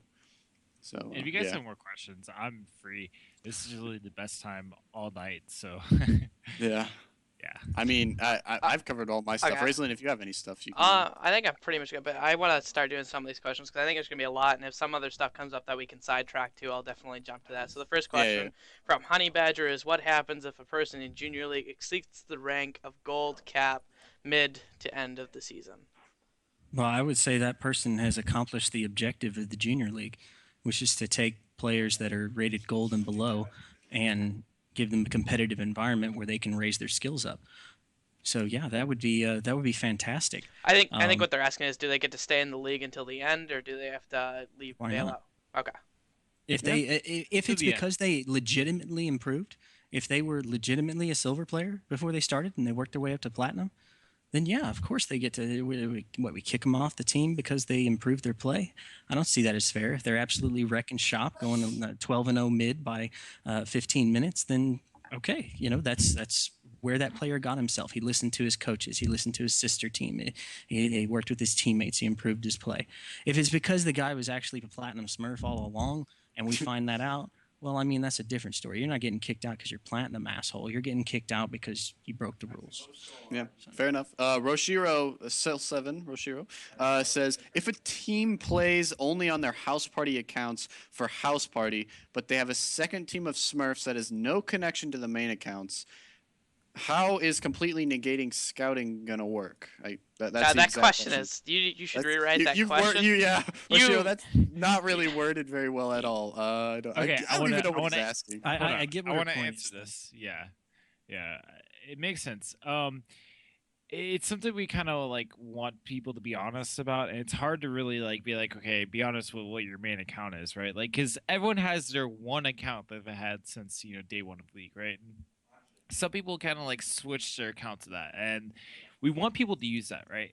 And if they don't end up using that, it's kind of hard to really like it's kind of really hard to like really like put people like say use your main account, right? So it's gonna be hard to really manage that now, and it's something that we're like, okay, if you have a account for House Party 5v5 only, I mean, okay, that's fine, but I prefer if you did it, right? Like with how the Premier League is, if you want to give us all of your Smurfs, that's fine. We'll put it in a spreadsheet so people can do that, or you give your Smurf I don't account. think anybody's going to want to do that now.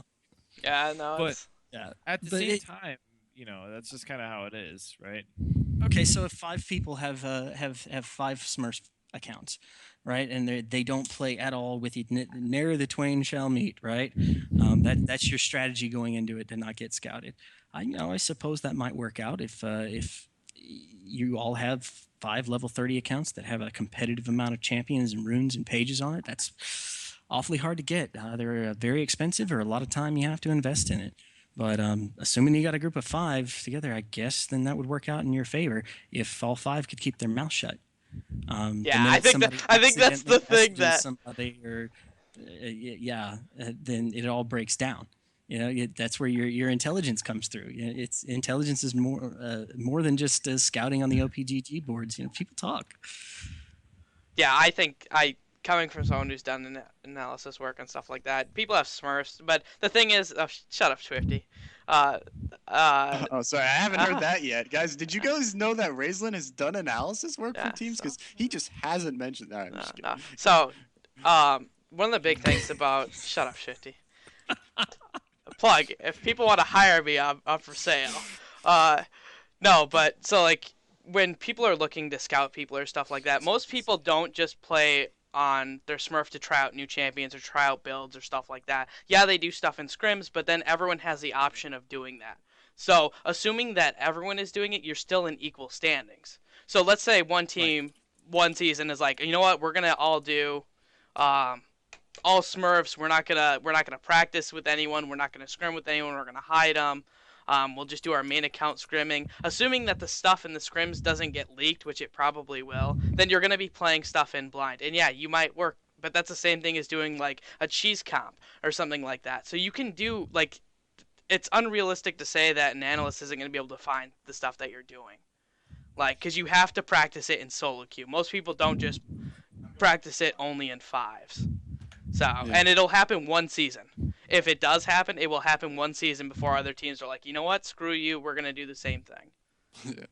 All right, fair enough. I feel like that's pretty in-depth answer for sure. But all right, this next guy, Winter Bones. I feel like I know who that is, but I can't put my... I know. I think I know who that is too. All right. Will the Junior League players be chosen by the admins or the Premier League teams they'll be partnered with? That's like... We don't know at this point. Yeah. I mean, so in the future. To be honest, this is like a thought bubble of like, oh, how can we make this work? That's literally all the Junior League is right now. We have a few things in place, so we're kind of like putting forth with it, but that's really about it. It's just one of those things where once we get people on board to really work with it and start putting forth the time and effort into it, and they're like, okay, so this is our ideas, let's make it make it work. Then that's really what it is. So. I would say it would depend on how much the captains want to get involved. Yeah. The unique thing about the captains is they all get added to our staff directory, even though they're not staff. We have a website we use called Slack to communicate, and they all get added, and they can hop on and message us and message each other and set up scrims and stuff like that with each other if they want. So it's a good tool for things like that. All right. Apricot has a really important question here. When is Anthson After Dark coming back? Anthson, I guess that one's... Oh, man. Oh, man, I miss Anthson After Dark. Those are good times. What is... I might be getting Dave After Dark now since I'm legal to drink, so... Hey, you know what? All 3 of us could do it. I don't know. I don't know if I got a bottle of Gatorade. Oh! I don't know. Oh. All right. Vixen That is asked thoughts on White Lightning's new roster. I guess this one I kind of been looking in depth in here since I'm captain of the minor league team, or co-captain, whatever. But I feel like we're all gonna miss White Lightning because they're a pretty chill group of dudes, and Yeah. Kirstein is really active in the community, and just they're pretty good, obviously, since they've just won 2 Yeah. seasons in a row. Fortunately, they're moving on to bigger and better things. Kirstein is still staying on as a coach, though. Their 80 carry, I do know, is very good. The rest of the team, I haven't really had a chance to really go in depth scouting on them. Mostly because we'll never have to worry about playing them until like next season, and by then there'll probably be more roster changes by then. But I feel like they're not going to be the same team that they were, even if their 80 carries a higher solo queue rank than Kirstina was. Kirstina always brought that shot calling and just, I'm in charge here, listen to me, and we're going to win air that he has. So I feel like it's a downgrade, but it's still not. There'll still probably be a top. I would say top 4 team probably. Definitely probably with more potential. But hey, it's the longer they go, the better they'll be. So that's my opinion on it. I don't know if you guys know anything more about it, but yeah. Okay, so my opinion on White Lightning is that I loved every single player of White Lightning. I loved Froggen. I loved fucking Simkev. They were like my homies, right? They were my favorite team. They were like my love child, right? Like they were just No, like you would pick they're- the best one. They were but they were like, it wasn't that okay. So even if they were like 8th place, they're like Beetle Bandits is kind of the same place, right? Like they're the team that never ever like gets rid of players. And granted, they had a few roster changes at the end, but it was just the fact that they were always together and they never had problems. And that was the best thing about them. Like they sent me messages like 5 days ahead of time. They're like, okay, look, we're gonna have a small issue this weekend. Like we need, can we is it okay if I switch up my roster, right? Like Kursina was the best captain, and I think the best captain to follow in the footsteps when it comes to minor league, Premier League, for the fact that he was always talking with us and always communicating in the best ways possible. And there was a few times where it was like I kind of messed up and like retracted a few things, or like, you know, I kind of like did something wrong for them, but like it came down to the point where he always was there for me, and I was always there for them in a sense. And that's kind of like the connection I always want to have with all my Premier League captains, was I always want to have like certain connection with them that really showed that they were a part of us in a sense. And that's kind of was like, I don't know, it's just that's just kind of how it is. And they played a very specific role in our and admin's side of like being the like the love child of House Party 505. They were like the best team to really foster everything into.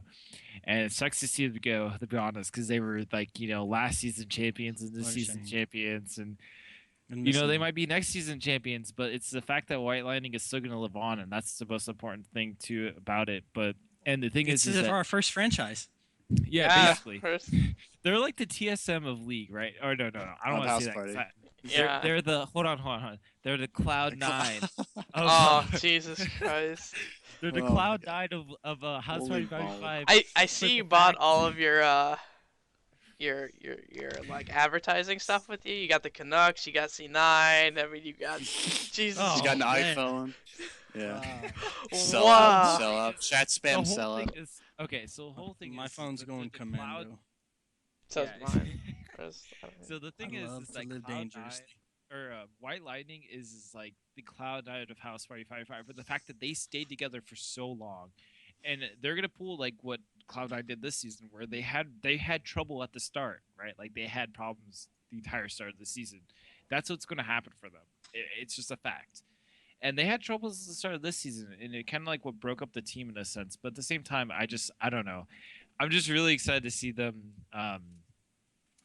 Really see them come forth, and like I said, they're my favorite team. And it's mostly because they followed the ideal of C9 of never really breaking up the roster until they really need to, right? Until a player leaves or something happens with a specific player, which is what happened with Cloud9. So that's why I don't know. They're like, I have a hard on for White Lightning and Cloud9, but mostly Cloud9. Alright. But see, Fair White enough. Lightning. So pretty much one of the, I guess, the last real question. Hi, I'm Schwifty. Another question directed at me. I guess pretty popular here. But who's the most underrated player in solo league? I was looking through the list here when I saw that. Well, I don't know if you can really say underrated since he is rank 1, but fully noted probably the best, and since he's just still in minor or hasn't even qualified for minor league. As annoying as he is, I will say he's probably the best player that isn't on a team like that is in the league right now. That's my thing. That's my I I guess don't my even know if most. he's underrated. When I've talked to people, they definitely put him in the top 5 best top I'm laners. just saying underrated That's not. because they're not. All right. Underrated, not that people think isn't like no one really talks about.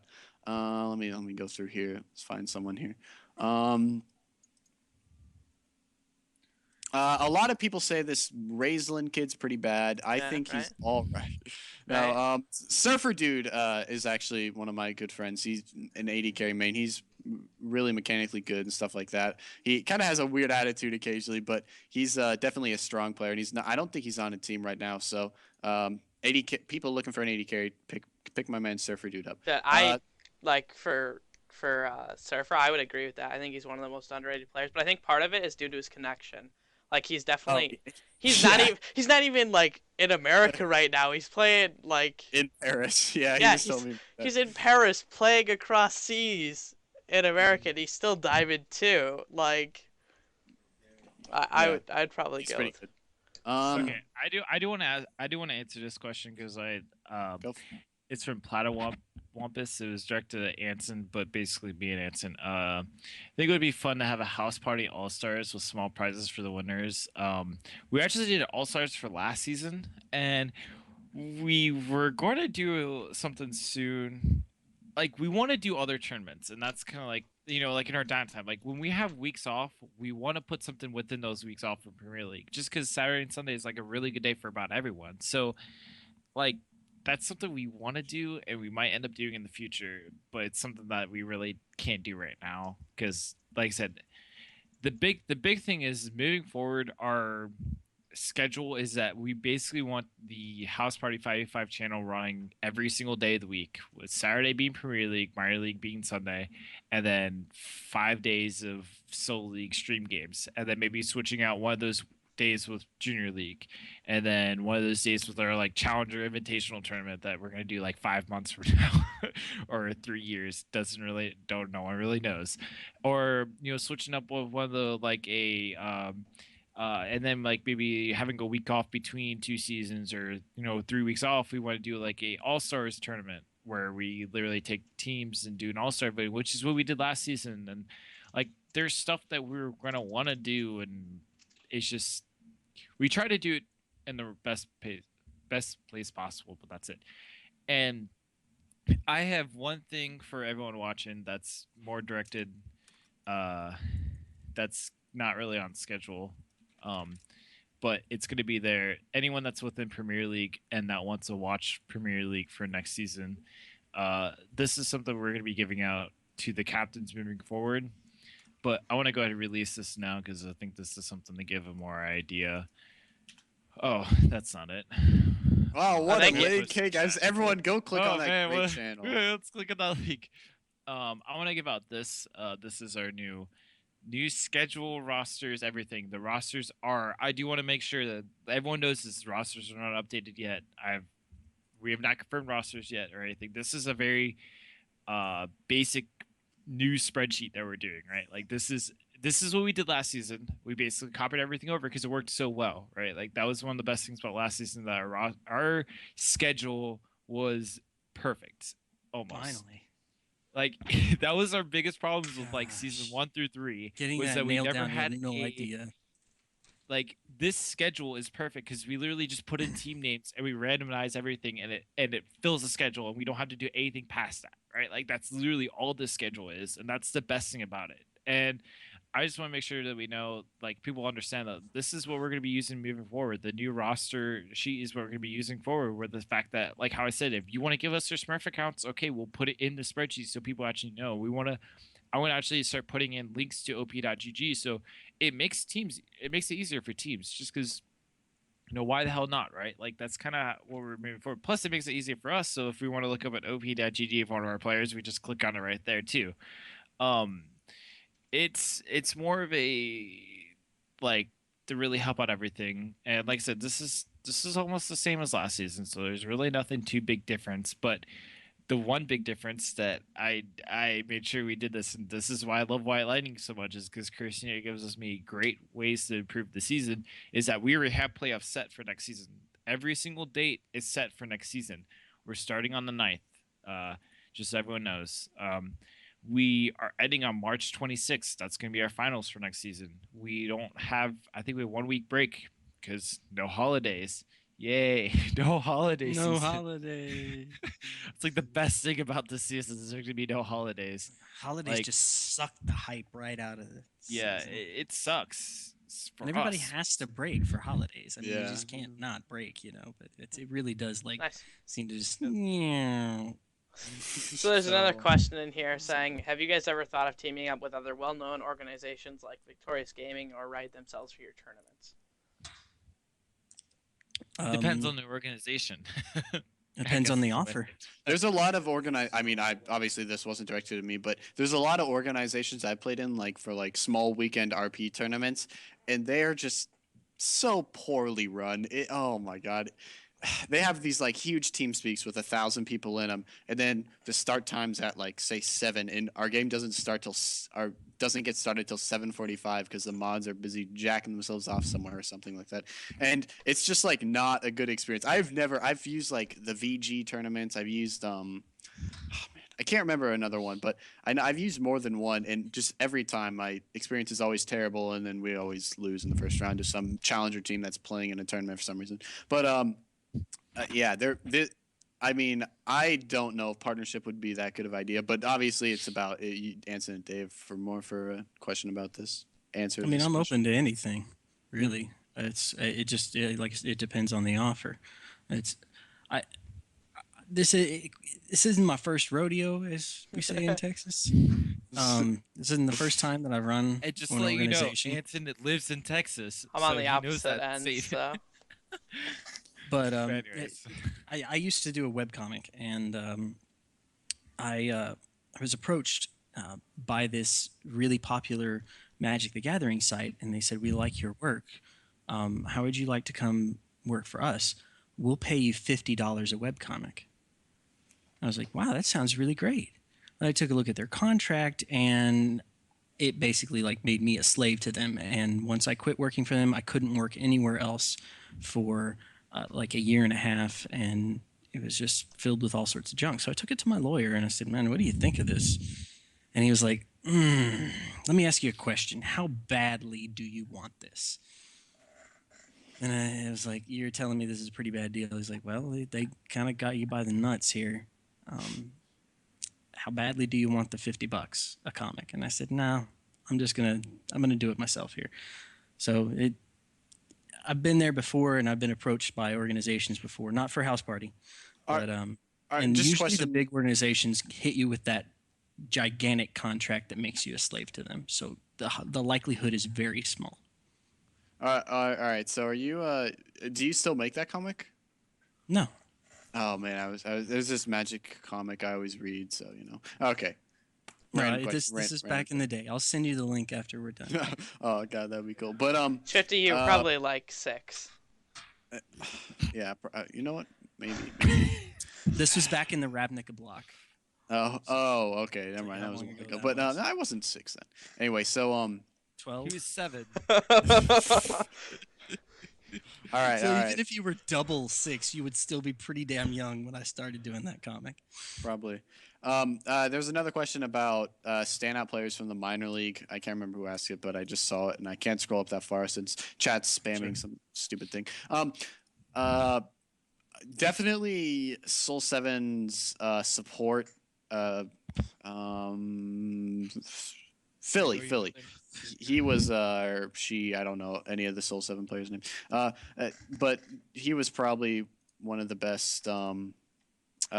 Best people in minor league. Every member of Never Clucky was good. Like there's not a single downfall to that team, as you could see. And the rest of the players, none of them, no one really stood out. YouTubers were good, but obviously that didn't really work out. But the rest of the team, Never Clucky and Philly were probably the best players in minor league. So look to see if Philly can carry Soul 7 to anything in the Premier League after they 3-2 clutch victory over Beetle Bandits. That's what I'm predicting here. Yeah, if anyone else has any questions, I'm just kidding. They're gonna 3-0 the Bandits. It's a 3-0 for sure. I Soul know. 7, I think, is the most underrated team. I feel like House I 55. personally, all right, I'm just gonna disagree here. I personally feel like they're overrated. They just look good because the rest of the minor league this season was awful except for Never Clucky. That's The my YouTubers opinion. were fantastic this season. They just, I think they ran into, my personal opinion, I think they ran into a lot more competition than they were prepared for. I think a few of the early games they didn't take it seriously. They thought would be pushovers. I think that's why they lost in round 5 in the Swiss Gauntlet. And I think they weren't prepared. I think they expected to come in here and steamroll these guys. And they faced some teams that were very well prepared, very well scouted. And it gave them a run for their money.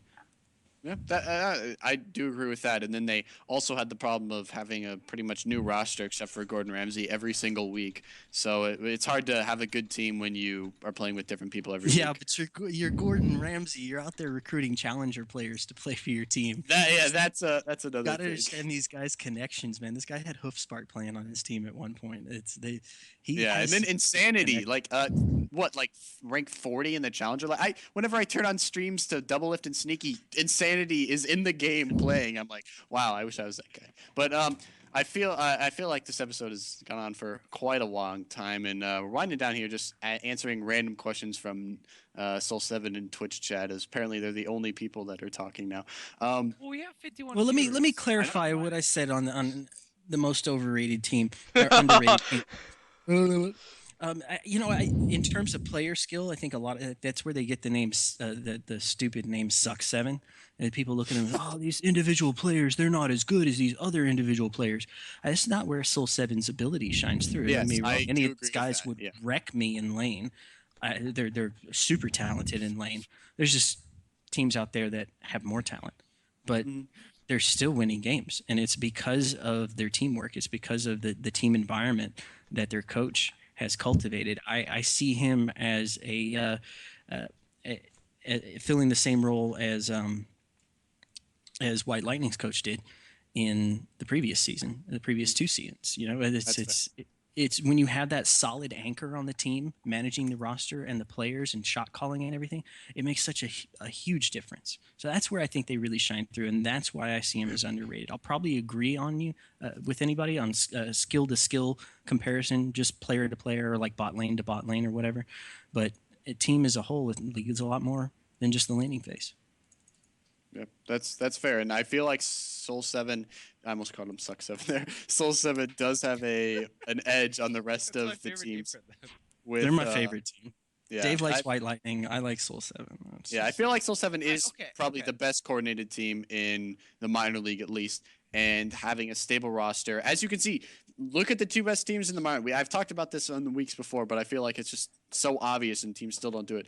The minor leagues, what teams were the best? Never Clucky and Soul 7. What teams didn't change their roster the entire season? Never Clucky and Soul 7. It's important to get players, especially with the Swiss tournament coming up, get players that you know are going to be like, not just say, hey, I got a better offer from this other minor league team, I'm going to go over there, and then stuff like that.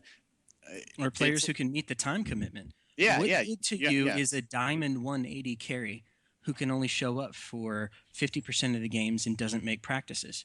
I would take a Diamond 580 carry that can show up for every practice and every game over that Diamond 1 any day. But I feel like a lot of people are just, again, going back to that skill-to-skill matchup here. Ooh, who's more highly skilled? Well, there's a lot more to it than that. How well do you fit in with the team environment? Are you going to be a dick?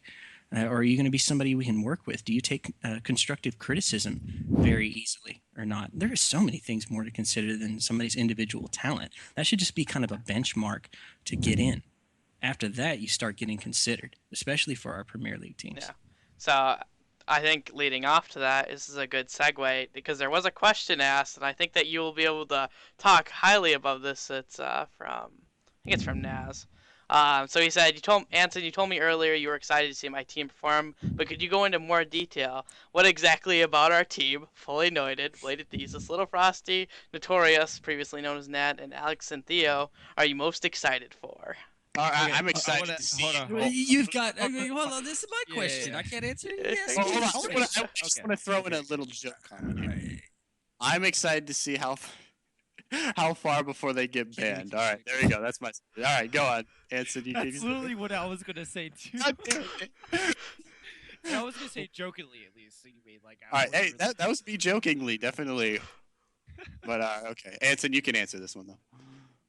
You got the highest rated player on the solo league ladder, and you've got 2 master tier players. Never Clucky 2.0. Anybody? Okay, but you That's also where I gotta see look these at, guys going. Like the Lucker Dogs, where they had what's his name? Wow, I'm just drawing complete blank. Conda. Their ADC, Akonda, yeah, Akonda and Sala, who, okay, for one, if anyone doesn't know this, but Lucker Dogs actually live in the same house, right? So that's why you never see them on TeamSpeak during game day, and that's why I'm okay with it, is for the fact that I know they're all in the same house, right?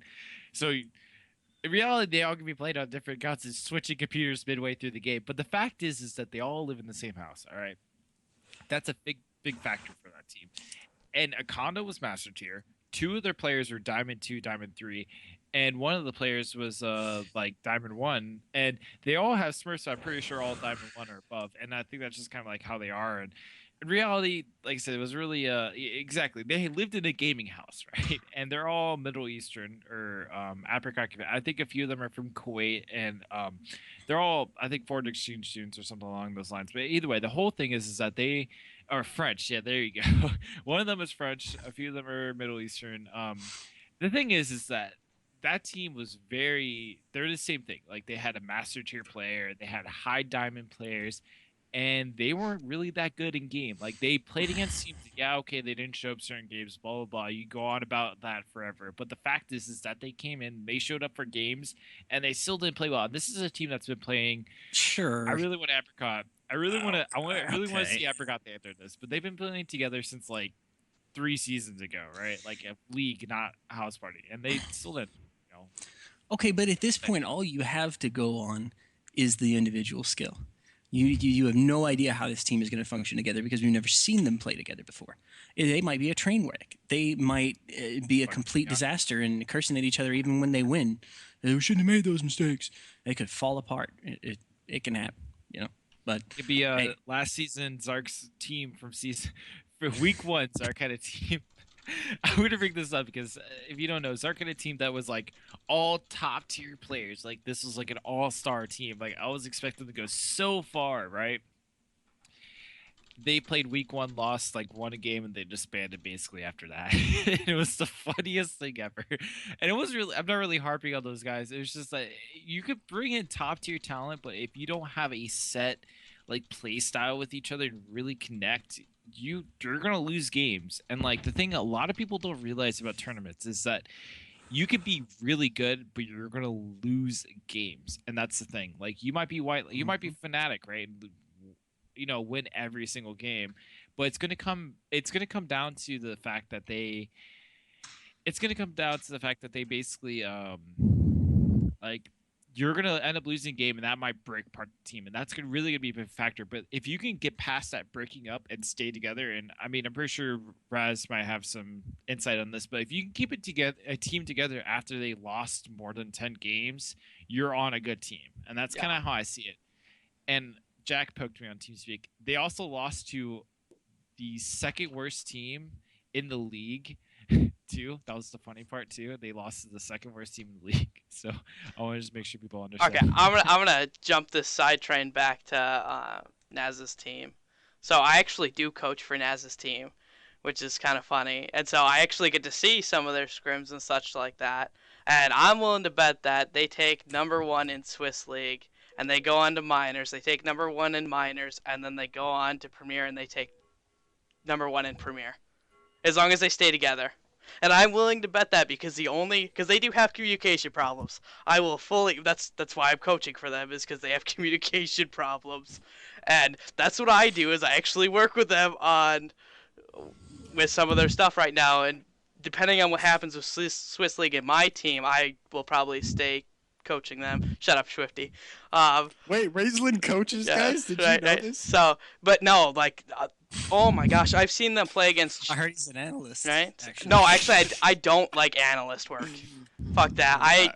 I've done enough statistics in my work that I do not need to do any more statistics. I prefer player development coaching, but like I said, I've seen them play against challenger teams, and they've stomped them. So, I don't know. Well, that's your opinion. That's your opinion. Yep, it is my opinion, and I'm willing to bet on it. So, just me as another minor league aficionado, I'm willing to bet my team gets. You're supposed to always have high expectations for your team. That's what I heard. I'm saying my team gets second place. I heard in, you minor league team. made quite a strong bet. oh, what's the bet? I want to get in on this. What? Oh, that There's a post pool that someone going, huh? screenshotted. Oh, okay. The subreddit might not be a good spot to discuss it, but If no one posts that, that would be nice. But yeah, our team gets in the minor league, we get second, et cetera, et cetera. They're just I mean I feel like they're gonna be the Never Clucky of this, but just much better, and then be the White Lightning in the Premier Leagues. They're just gonna be good. That's it. That's pretty much I wanted to see Never Clucky versus the old White Lightning. I'm sure they sad. To be honest, Yeah. We actually, need no, to they play did games scrim. together, man. When- they probably did scream, and I really No, really wish... because when never Christina did. was on, and he said they never could get times. I already asked. They Yeah. said, yeah, we wanted that matchup too, but they just never could make it happen. You know what? I'm gonna ask Josh if he can bring back his team for week 1, and we can see if it ever. Let's see what the roster is. But either way, I will be okay if Josh wants to bring in his old roster for that matchup, or like have like some show match of like. Anytime you want to bring that in, Honestly, let's do it. if Josh and the Captain Everclucky are here right now, if you guys want to have like some type of show match of like Exhibition match. first place versus first place in minor league versus Premier League team, I would definitely be okay with this. We will get Captain Flowers, who I bet is in chat right now. Like, I will fucking cast that in a second. We will get that going because I want to see that happen. Just because I loved White Lightning. And I want to see it go against Anson. It'll be Dave versus Anson. Favorite teams, right? So, oh man. I didn't say Never Clucky was my favorite. Yeah, team. he I said Soul Soul 7. Come on, Dave. Yeah, You're Soul not- Oh yeah, Seven. sorry. The Soul Suck 7, right? Yeah. Captain pretty funny. Flowers. You can't say that. it's pretty funny because in our actual House Party 5v5 chat, if you type exclamation point Soul 7, it actually brings up a meme of Soul 7 Taker Energy, which Oh, I remember GG. getting. That's That's great. I have my own email in that chat. Everyone you go know test what? it out. Exclamation point That- Swift.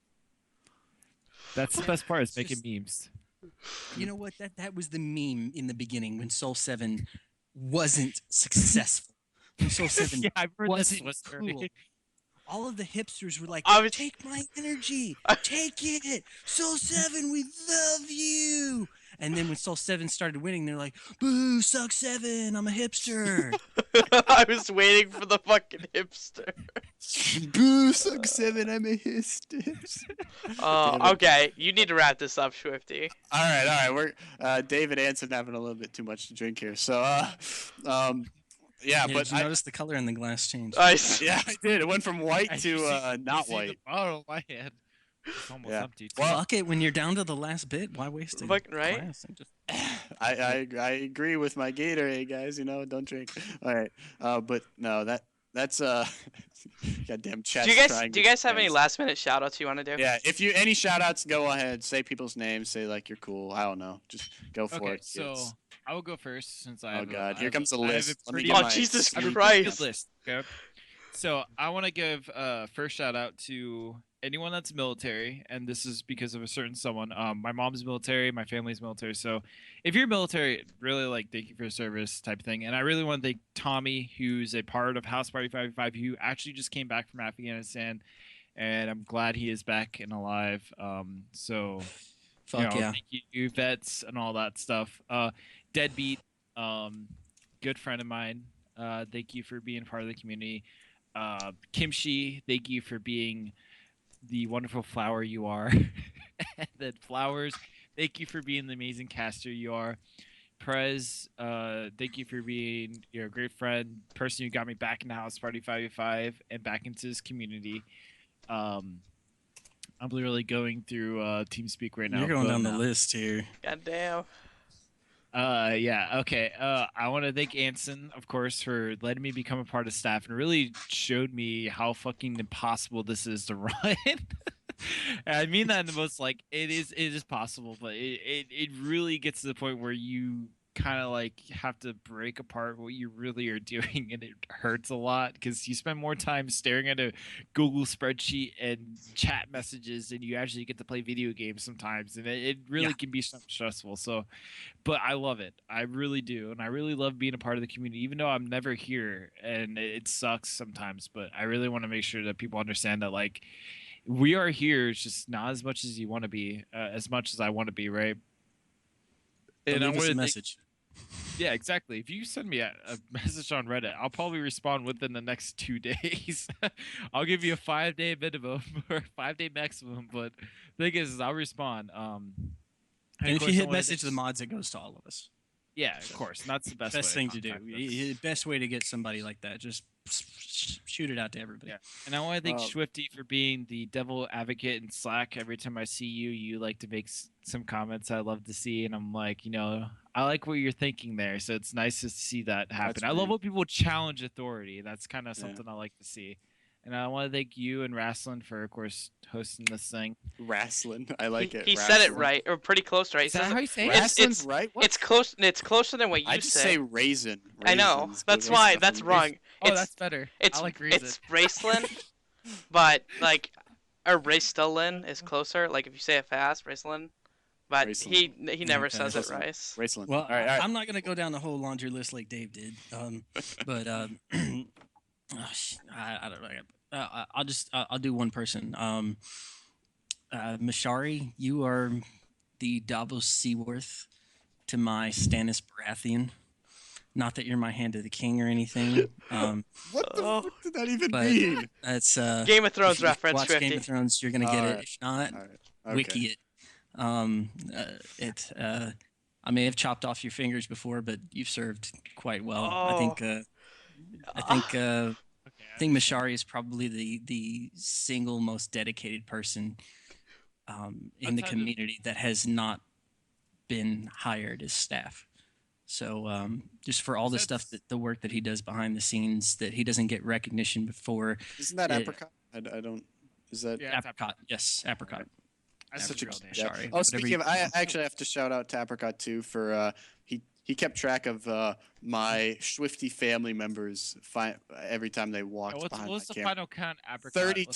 32 was the final count. 32. I have 32 people in my family. Tune in next week. Unfortunately, guys, I hate to say it, but we aren't having a house after party next week. There will be no after party, at least from me and Raistlin, Raisin, whatever you want to say. It's just too much stuff. So we won't get to see if my family members break 32. But save that number because in 2 weeks we'll be back.